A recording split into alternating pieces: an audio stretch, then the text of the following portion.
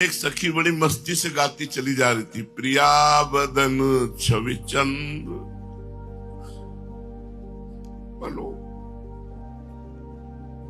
प्रीतम नयन चको प्रेम सुधारस माधुरी पान करती।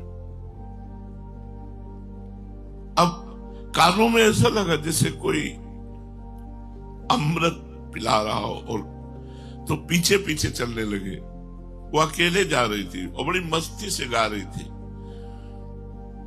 जब उसने पीछे देखा कोई लाल वस्त्रधारी, तो कहा क्या है बाबा?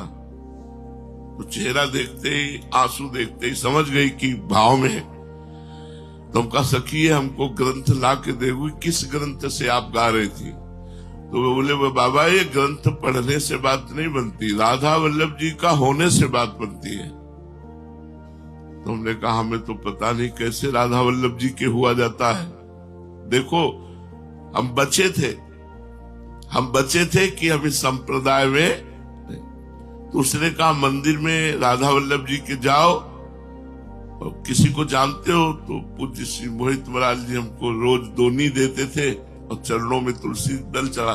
हम कहा बोले बस उन्हीं से जाके कह दो मुझे राधा वल्लभ जी का बना दो। पूरी परिक्रमा ऐसे जैसे हवा चली हो, भागते हुए परिक्रमा देते हुए गए, और परिक्रमा पूरी करके दौड़ते हुए मंदिर गए। आराम मुद्रा में ऐसे बैठे होते तो आचार्य ही है, और मुझे उस समय बिल्कुल श्री जी हमारे दिमाग में छाई हुई। गए और साष्टांग दंडवत किया। हम कहा महाराज जी मुझे राधा वल्लभ जी का बना दो। तो आनंद गोस्वामी जी ऐसे ताली बजाए, हंसे, बोले बाबा मुझे पता था फंसेगा, मुझे पता था तू फंसेगा, क्योंकि जब तू राधा वल्लभ लाल जी को देखता था तो ऐसा लगता था ये फंसेगा बाबा फंसेगा। बोले बहुत श्री जी की कृपा। तो पूज्य श्री मोहित महाराज जी ने कहा पूज्य श्री राधेश लाल जी से आप ये प्रार्थना कीजिए। हम कहा नहीं, हमें आदेश हुआ है आपके लिए, आप हमें श्री जी का बना दीजिए। तो जय जय श्री राधेश लाल जी भी विराजमान थे। उन्होंने कहा कि अरे अब देर क्यों, श्री जी का आदेश है, चलो शुरू। तो अपने पास से उन्होंने कंठी बनाई, हमारे पास 1 रुपया नहीं रहता था, कंठी मंगाई, कंठी बांधी और शरणागत मंत्र दिया।